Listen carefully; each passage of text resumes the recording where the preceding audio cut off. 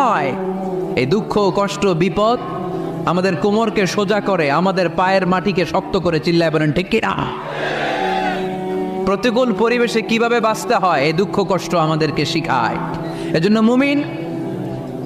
মুমিন বান্দার বৈশিষ্ট্য হচ্ছে দুঃখ কষ্ট বেদনা জ্বালা এগুলোতে সে আপসেট হয় না, সে হাল ছেড়ে দেয় না, সে ভরসা রাখে একজনের উপর। চিল্লায় বলতে হবে তিনি কে?